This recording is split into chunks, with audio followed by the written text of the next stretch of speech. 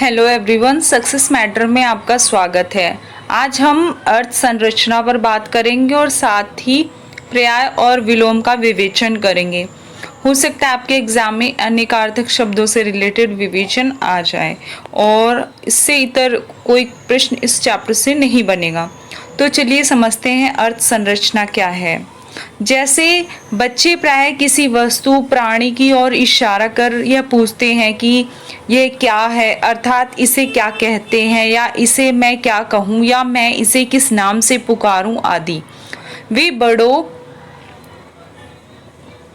बड़ों के कथन को सुनकर कभी कभी यह पूछ बैठते हैं कि अभी आपने यह कहा है, यह क्या है, अर्थात इसका क्या मतलब है या इसका चित्र दिखाइए आदि। विद्यालय में जाकर बालक को अध्यापक से निरंतर सुनने को मिलता है कि इससे शब्द का यह अर्थ होता है या वृक्ष का अर्थ है पेड़, सरिता का अर्थ है नदी या लोयन का अर्थ है शेर आदि। इस प्रकार बाल्यावस्था में ही व्यक्ति शब्द के विविध अर्थों से परिचित हो जाता है। इस पूरे पैराग्राफ में ये बोला गया है कि जैसे बच्चे को एक चित्र दिखा के बोल दिया जाता है कि इसका अर्थ ये है, ठीक है। जैसे किताब दे दी, बोला ये किताब है, ठीक है। और इसी प्रकार शेर दिखा के बोल दिया या लॉयन दिखा दिया तो लॉयन से बोल दिया ये शेर है, ठीक है। या कोई पेड़ वृक्ष की तस्वीर दिखा दी, उसे कह दिया ये पेड़ है या उसको कह दिया ये ट्री है, ठीक है। तो इस तरह बच्चे को अर्थ समझाने की कोशिश की जाती है ना। जैसे वर्ड मीनिंग सिखाया जाता है तो बच्चे को बोला जाता है और मतलब एंड होता है ना। ऐसे करके बच्चे को सिखाया जाता है, समझाया जाता है। फिर धीरे धीरे जो होता है इसके पीछे कॉन्सेप्ट होता है रूप और नाम का, यानी चित्र दिखाया जाता है, उसे फिर एक नाम देकर पुकारा जाता है तो बच्चा समझ जाता है। फिर नेक्स्ट टाइम जब भी वो चीज़ पुकारी जाती है या उसका चित्र दिखाया जाता है तो उसका नाम बच्चे के मस्तिष्क में आ जाता है और नाम पुकारा जाता है तो उसका चित्र उसके मस्तिष्क में आ जाता है, जो कॉन्सेप्ट आप अभी आगे पढ़ेंगे, ठीक है। रूप और नाम वाला कॉन्सेप्ट। इसमें क्या होता है, अर्थ की संकल्पना को स्पष्ट करने के पूर्व यदि भारतीय चिंतन में प्रयुक्त दो शब्द नाम और रूप को समझ लिया जाए तो अर्थ के अर्थबोधन में सहायता मिलेगी। संसार में मनुष्य असंख्य वस्तु, प्राणियों, व्यक्तियों, यंत्र, उपकरणों आदि को देखता है।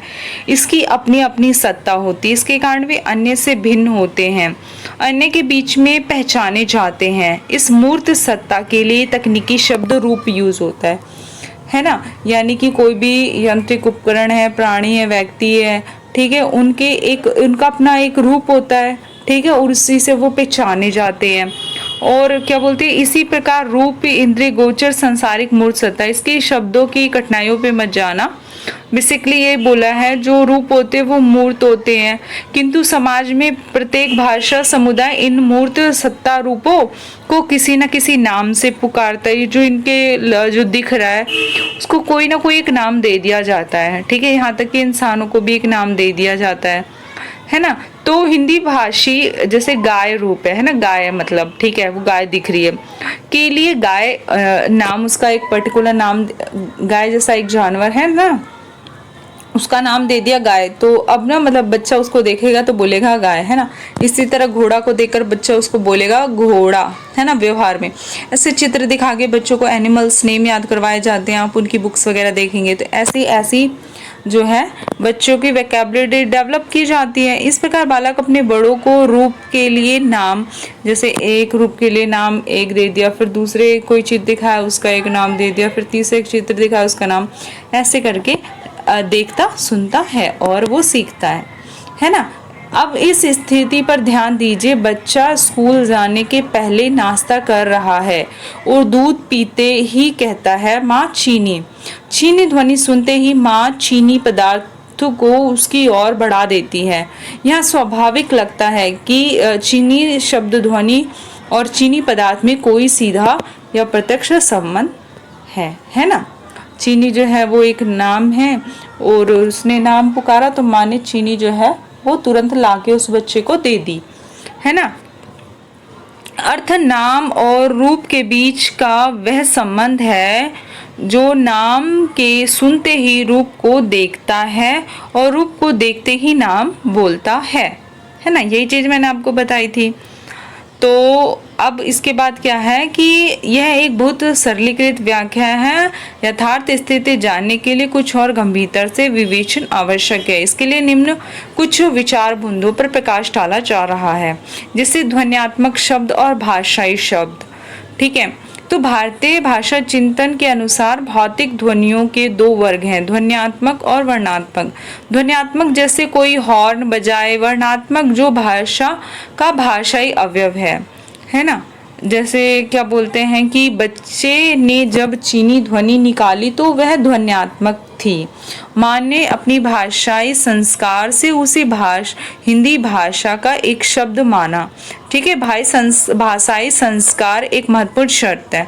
गो ध्वनि समूह को, है ना, जैसे तो ये ध्वन्यात्मक हो गया।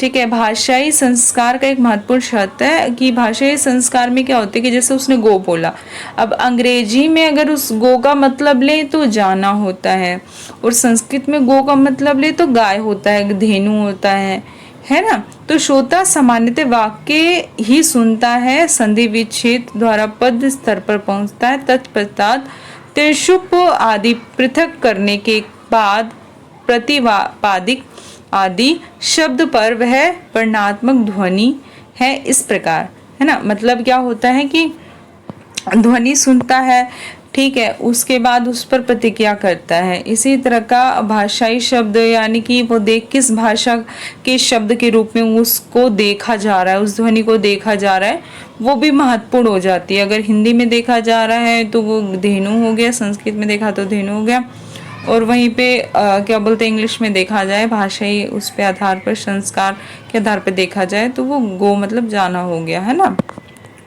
और व्यक्ति या जाति मतलब बच्चा बाह्य जगत में जो कुछ भी देखता है वह मूर्त है ना। और क्या बोलते हैं, किंतु वह शीघ्र ही जाति की संकल्पना को भली भांति परिचित हो जाता है। जैसे छोटे बच्चे को एक लाल खिलौना दिया जाता है, वह कहता है खिलौना लो, और कहा जाता है कि खिलौना लो। फिर वह पीला वैसा ही खिलौना दिया जाता है, कहा जाता है खिलौना लो। वस्तु का रंग, आकार, आकृति आदि बदलती जाती, किंतु वह सुनता है खिलौना लो, है ना। इस प्रकार उसके मन में खिलौना की अमूर्त रूप बैठ जाता है, वह खिलौना जाति का अनुभव कर लेता है ना। संज्ञा में आपने जाति देखा है ना, मतलब कि कोई खिलौना घोड़े के आकार का है, कोई हाथी के आकार का है, कोई शेर के आकार का है, लेकिन क्या है हर बार उसको बोला जा रहा है कि खिलौना लो, तो मतलब जानवर की जाति है ये, है ना। तो इस प्रकार क्या बोलते हैं, वो उसको खिलौना बोला जाए तो फिर वो समझ जाता है कि इनका आकार, रंग कुछ भी हो, लेकिन ये सब क्या है, खिलौना है। ठीक है, फिर धीरे धीरे उसमें स्पेसिफिकली वो समझता जाता है ना। यानी यहाँ पे खिलौना, और यहाँ पे चाहे वो मछली हो, चाहे चूहा हो, चाहे बंदर, कुछ भी हो, वो समझ जाएगा वो खिलौना ही है, चाहे उनका रूप और आकार, रंग कुछ भी हो। इस प्रकार अर्थ अमूर्त नाम अमूर्त रूप के बीच का संबंध है, जिसके कारण हम नाम से रूप की ओर अथवा रूप से नाम की ओर चलते हैं। ठीक है, अब हम पढ़ेंगे अर्थ ग्रहण की प्रक्रिया क्या होती है ना। अर्थ ग्रहण की प्रक्रिया होती है, बच्चा अर्थ ग्रहण कैसे करता है, इसका अध्ययन भारतीय भाषा चिंतन में गहराई से हुआ है। अर्थ ग्रहण की प्रक्रिया को शक्ति ग्रहण के नाम से कहा गया है। इसके 8 साधन माने गए हैं। पहला जैसे निम्न क्रम में किया गया है, जैसे लोक व्यवहार, यानी छोटा बच्चा बड़ों से भाषा विशेष न समझने वाला व्यक्ति एक भाषा को बोलने वाले लोगों से अनेक प्रकार के वाक्य सुनता है और उसी के अनुसार उस क्रियाओं को देखता है, तब शब्दों के अर्थों का ज्ञान होता है ना। जन साधारण जीवन भर उसी साधन से अपनी शब्दावली बढ़ाता चलता है ना। कई बार क्या होता है कि लोग उनको मतलब कोई और भाषा के बोलने, जैसे कोई लोग भाषा बोलते हैं, फिर ऐसे लोगों के बीच में आ जाते हैं जो साधारणतः हिंदी बोलते हैं, तो फिर वो भी धीरे धीरे क्या बोलते हैं, हिंदी के शब्द सीख जाते हैं, तो वो लोक व्यवहार से आ जाता है लोगों को, है ना।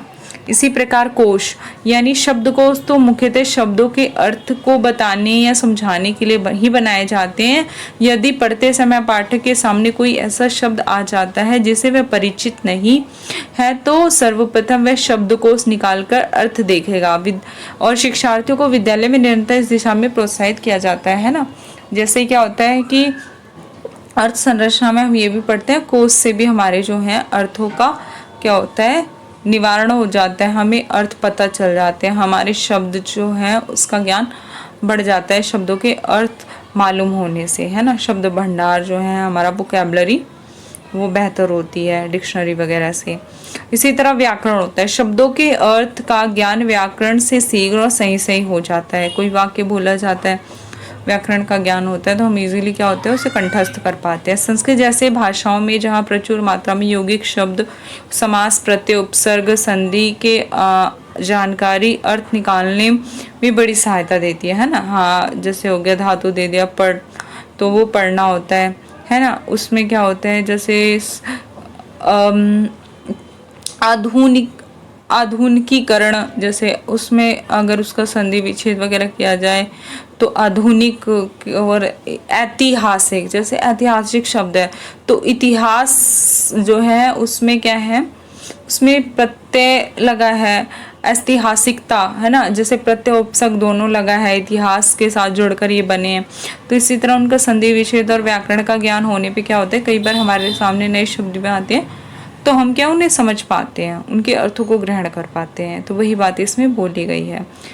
आप्त वाक्य यानी आप्त मतलब होता है उस व्यक्ति को कहते हैं जिसे संबंध विषय का प्रत्यक्ष ज्ञान होता है, जो अपने विषय का विशेषज्ञ होता है। शास्त्रों में आए शब्दों के मानक प्रामाणिक परिभाषा आधारित अर्थ जानने का यह प्रमुख स्रोत है। कक्षा में अध्यापक द्वारा बताए गए या अन्यत्र बड़ों द्वारा बताए अर्थों को बालक इसी साधन द्वारा ग्रहण करता है ना। आप्त वाक्य जो एक पर्टिकुलर, जैसे साइंस का टीचर है वो जो संबंधित विषय में ज्ञान बताएगा उस बारे में बताएगा, फिर उससे बच्चा उसको ग्रहण करेगा, ठीक है। तो प्रामाणिक परिभाषा आधारित अर्थ जानने में ये प्रमुख स्रोत है ना। प्रामाणिक विशेषज्ञ जो दार्शनिक होते हैं वो एक पर्टिकुलर, जैसे अर्थ संरचना की एक पर्टिकुलर परिभाषा एक विशेषज्ञ ने दे दी है ना, तो उनके द्वारा जो दी गई है वो आप्त वाक्य होते हैं। और इन ऐसे स्टैंडर्ड जो डेफिनेशन होती है वो हमें मिल जाती है सिर्फ विशेषज्ञों के द्वारा व्याख्यात किए हुए वाक्यों से। उपवाक्य मतलब कभी कभी बड़ों के लिए अर्थ बताना कठिन होता है, और क्योंकि वह प्राणी या वस्तु पूछने वाले को प्रत्यक्ष या चित्र आदि के माध्यम से उपलब्ध नहीं है। ऐसी स्थिति में बताने वाला उस सत्ता से समीपतम परिचय वस्तु का उल्लेख करते हुए कहता है उसके समान होता है ना। और जैसे कुछ भी बोल दिया जाए, जैसे कोई अनानास जो होता है या बब्बू बोसा जो होता है, नाशपाती, इन दोनों में डिफरेंस बताओ, ऐसे बोल दिया जाता है।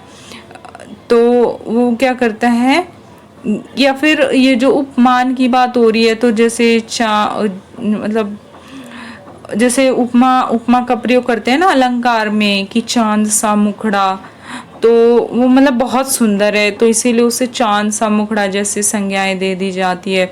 सूरज सा तपता हुआ है ना, ऐसे करके मतलब आग में तपता हुआ, आग की लौ में तपता हुआ, ऐसे करके मतलब उपमान दे दिए जाते हैं, समीपता दे दी जाती है, उसके समान जैसे हो वैसे उसके समान, तो उसे उपमान उनके माध्यम से अर्थ का बोध कराया जाता है। विवृति मतलब होता है, विवृति का अर्थ विवरण देना, व्याख्या देना, मतलब थोड़ा सा ना उसको एक्सप्लेन कर दिया जाता है। संस्कृत में भाष्य, टीका आदि का बहुत प्रचलन है। साहित्यिक कृतियों पर भी टीकाएं मिलती हैं जिनसे अभिधा से अतिरिक्त व्यंजना, तात्पर्य आदि को स्पष्ट किया जाता है। साहित्यिक विशेषताओं को उद्घाटित किया जाता है। कथ्य के ज्ञान मीमांसा परक पक्षों पर प्रकाश डाला जाता है। विवृति द्वारा शब्द के अर्थ के विविध पक्षों को उदाहरण, भेद, उपभेद आदि द्वारा सम्यक रूप में से समझाया जाता है ना। तो विवृति जैसे शब्द यूज़ किया जाता है उसके लिए मतलब वहाँ के क्या होता है उसकी व्याख्या दे दी जाती है, विस्तार कर दिया जाता है है ना।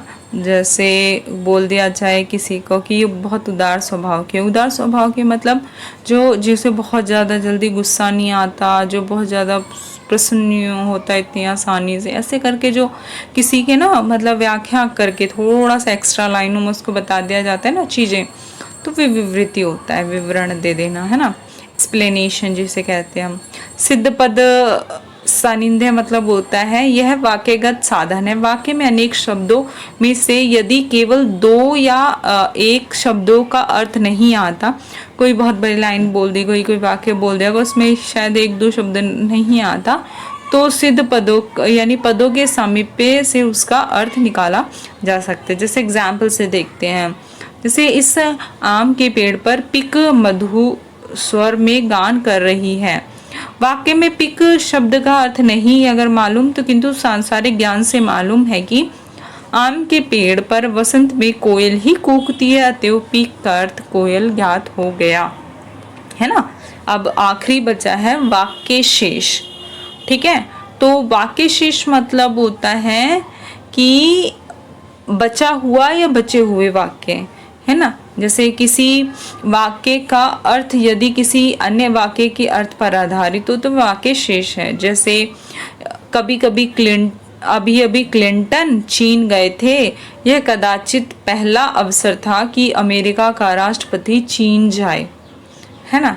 तो यहाँ से हमें पता चल जाता है क्लिंटन अमेरिका के राष्ट्रपति हैं। ये जानकारी हमें जो शेष वाक्य है उससे मिली है ना। वरना अभी अभी क्लिंटन चीन गए, इतना हम पढ़ते तो हमें नहीं पता चलता कि क्लिंटन कौन है, लेकिन उसमें उसने कह दिया कि ऐसा पहली बार हुआ है कि अमेरिका के राष्ट्रपति चीन गए, तो क्लिंटन ही गए हैं और अमेरिका के राष्ट्रपति मतलब क्लिंटन है ना, ये चीज़। और अब इसके बाद ना हम पर्याय और विलोम पर बात करेंगे। ठीक है,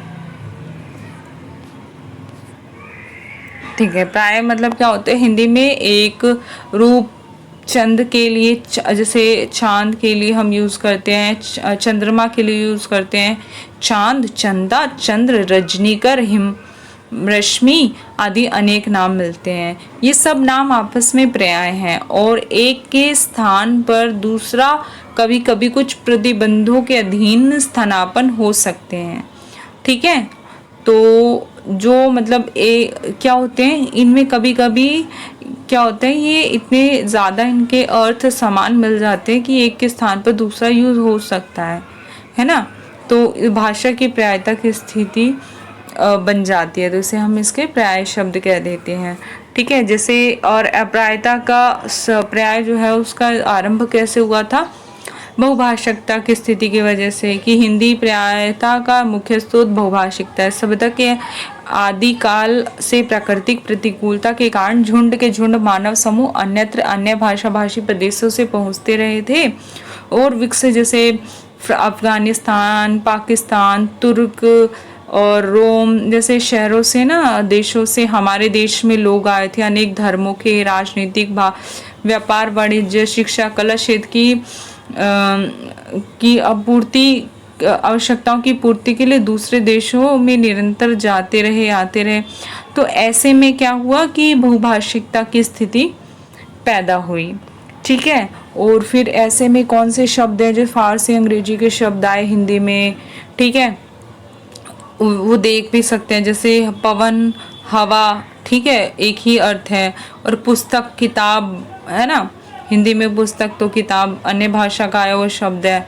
ठीक है, इसी तरह सुंदर, खूबसूरत, न, लज्जा, शर्म शब्द यूज़ किए जाते हैं। गार्डन, उद्योग, उद्यान, है ना, मानचित्र, एटलस, है ना। इसी तरह क्या बोलते हैं, डॉक्टर, वैद्य और हकीम आदि। इस प्रकार ये बहुभाषिकता से के कारण ही इन शब्दों के जो अर्थ हैं उसमें देखिए कितनी विविधता पाई जाती है, कितने पर्याय हैं। ये पर्याय हैं एक प्रकार के। अगर लज्जा का बोला जाए पर्याय तो शर्म भी होता है ना। उद्यान का क्या होता है, गार्डन होता है। तो ये इसी तरह आए हुए। ऐतिहासिक स्थिति का कारण भी हो सकता है। ऐतिहासिक यानी हिंदी का लंबा इतिहास रहा है। हिंदी भाषा को विरासत में एक विशाल विपुल शब्द भंडार संस्कृत के तत्सम शब्दों के रूप में मिला। इसके अतिरिक्त संस्कृत से विकसित परवर्ती भाषाओं जैसे पाली, प्राकृत, अपभ्रंश से भी उसे संस्कृत अनेक शब्द तद्भर रूप में मिले। ठीक है, उदाहरण सर्वाधिक शब्द सर्वविदित हैं, जैसे मुख, मुंह, कर्ण, कान, पुष्प, फूल, विद्युत, बिजली। ठीक है, शब्द 7 कृष्ण, कान्हा और किशन आदि। तो ये शायद पर्याय शब्द हैं। ठीक है, और विदेशी शब्दों के अनुवाद से भी हमें अनेक प्रकार के पर्याय शब्द मिले, जैसे इक्वेटर के लिए विषुवत रेखा प्राचीन शब्द था, और नया शब्द भूमध्य रेखा बन गया। ठीक है, और क्या बोलते हैं, कई बार अमंगल परिहार की वजह से, अश्लील अमंगल परिहार की वजह से भी क्या होता है, शब्दों में पर्यायता आ जाती है। जैसे क्या बोलते हैं, बच्चे को सू या एक उंगली ऊपर उठाना सिखाया जाता है। सुबह सुबह लोग दिशा जाते हैं, जंगल जाते हैं, खेत जाते हैं। वह स्थल टॉयलेट और बाथरूम है, प्रसाधन है, शौचालय, शौचागार है।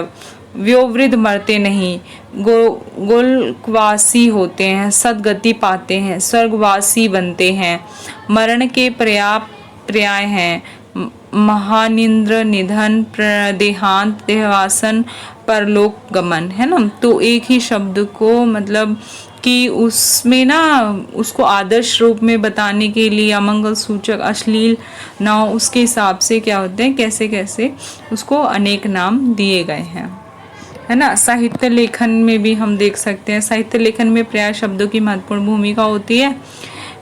उसमें हम देख सकते हैं मानवकृत वस्तुएं तो प्राय 1-2 प्रकारों के लिए बनाई जाती है, किंतु प्राकृतिक सत्ताओं के अनेक प्रकार गुण होते हैं। सूर्य हमें प्रकाश देता है, उष्णता देता है, चंद्रमा हमें प्रकाश देता है, शीतलता देता है। मतलब संस्कृत में इन प्राकृतिक शक्तियों के पौराणिक आख्यान भी होते हैं। मानकीकरण के कारण माता पिता जनक भी होते हैं। ठीक है, इसी प्रकार हम ना विलोम पर भी बात करेंगे। ये सब तो क्या पर्याय के होते हैं हम देख सकते हैं, और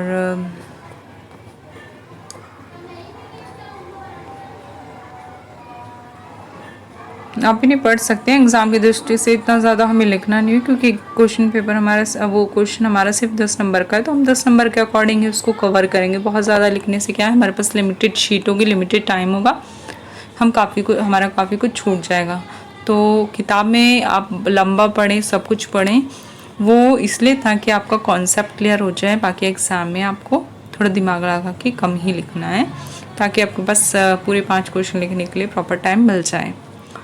मित्र का विलोम शत्रु है, रात का विलोम दिन है, भारी का विलोम हल्का है, इत्यादि। ध्रुवीय विलोमता की स्थिति में दोनों शब्द दोनों छोर पर होते हैं, जैसे जीवित और मृत। इस स्थिति में व्यक्ति जीवित है तो मृत नहीं, और मृत है तो जीवित नहीं, है ना, क्योंकि ये बिल्कुल ध्रुवीय विलोम है। एक कोने पर है, दूसरा एक कोने पर, तो दोनों क्या है, किसी भी रूप में क्या बोलते हैं, उसके स्थान पर उसको प्रयोग नहीं किया जा सकता। मतलब मर गया है तो मतलब मर गया है, अब वो थोड़ा मतलब अधिक जीवित या अधिक मृत जैसे शब्द पदबंधों का प्रयोग नहीं कर सकते। ठीक है, तो वो क्या होते हैं, ध्रुवीय विलोमता होती है। यानी विलोम मतलब बताइए आप, वो उल्टा, है ना, जिसका उल्टा अर्थ होता है, जैसे भारी का हल्का, मित्र का शत्रु। इसी तरह विलोमता की ना, क्योंकि हम एमए में हैं तो उसका जो वर्गीकरण है थोड़ा डीप में जाके हम पढ़ते हैं। इसी तरह क्रमीय विलोमता क्या होती है, क्रमकीय विलोमता की स्थिति में ऐसे गुणात्मक विशेषण आते हैं जिसमें न्यूनाधिकता, तुलनात्मकता होती है।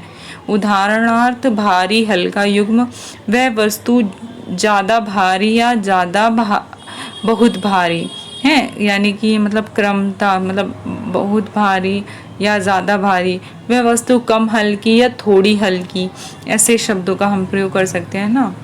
कि जैसे ऊंचा का नीचा, बहुत ऊंचा या बहुत नीचा, सरल कठिन, बहुत सरल या बहुत कठिन, तेज सुस्त, ऐसे क्रमीय विलोमता में ऐसे शब्दों का प्रयोग हम करते हैं। जैसे राम सोहन से अधिक क्रूर है, लेकिन विनोद सोहन से अधिक दयालु है, ऐसे ही शब्द है।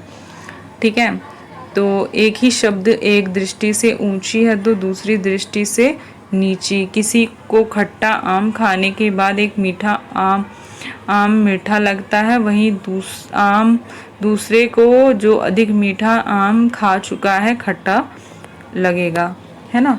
तो ये किस वजह से होता है? ऐसे विलोम जब हमें मिलते हैं वो क्रमीय विलोमता के हैं। संबंधी विलोम जैसे मतलब बता दिया कि संबंधी विलोम वो होते हैं जैसे पति पत्नी, भाई बहन, बेटा, माँ, ऐसे करके। जैसे ए बी का पति है तो अपने आप हमें पता चल जाएगा बी ए की पत्नी है। इसी तरह बता दिया ए बी का भाई है तो मतलब बी ए की बहन है। ऐसे संबंधी विलोमता होती है। अनुवर्ती विलोमता में क्या होता है? कुछ क्रियाओं का पारस्परिक संबंध ऐसा होता है कि एक क्रिया दूसरे की अनुवर्ती होती है। जैसे खोलना, बंद करना, चलना, रुकना, भरना, खाली करना। खुला की स्थिति तभी आती है जब कोई चीज़ पहले से बंद हो, है ना, तो अनुवर्ती विलोमता होती है। गाड़ी चलते चलते रुक गई तो पहले चल रही थी इसीलिए अचानक रुक गई। गाड़ी रुकते रुकते चलने लगी, यानी रुकते रुकते चलने लगी, मतलब धीरे पहले पहले रुक रही थी तो उसके बाद चलने लगी, तो रुकने का चलना, ये सारे क्या है? अनुवर्ती विलोमता है। मापक्रिय विलोमता होते हैं वह स्थिति प्रायः क्रिया विशेषणों में होता है। किस मापक्रम स्केल में पूर्व पर काल या स्थान या दिशा की स्थिति ऐसी विलोमता को जन्म देती है। जैसे ए बी के आगे है तो मतलब पता चल जाता है कि जो बी है बी के ए के पीछे है ना। मापकीय विलोमता हमें ऐसे देखने को मिलती है। स्केल, माप, है ना, स्थान, दिशा का पता चल जाता है हमें। मापकीय विलोमता में हमें दिशा का भी पता चल जाता है ना। जैसे ए बी के दाएं हैं तो मतलब बी ए के बाएं होगी। ए बी के बाद आया मतलब बी जो है ए के पहले आया था। इस तरह के संक्षेप में विलोम युग्मों में क्या होता है कि किसी न किसी गुण एट्रीब्यूट का प्रबल अंतर होता है। यह अंतर मात्रा का, आकार का, टेढ़ा सीधा, आकृति आदि किसी का भी हो सकता है। इस गुणों की उपस्थिति इन गुणों का भाव भी विलोमता का सृजन करता है। इस प्रकार हमने क्या किया? अर्थ, संरचना और उसमें विलोम और प्राय का विवेचन कर लिया है। ये क्वेश्चन खत्म हो जाता है। बहुत ज़्यादा स्लोली, बहुत विस्तार से मैंने बहुत रिलैक्स होके समझाया है आपको। आप इस एग्ज़ाम की दृष्टि से मैंने आपका 12 चैप्टर कंप्लीट करवा दिया। इसी के साथ टेक केयर, बाय बाय।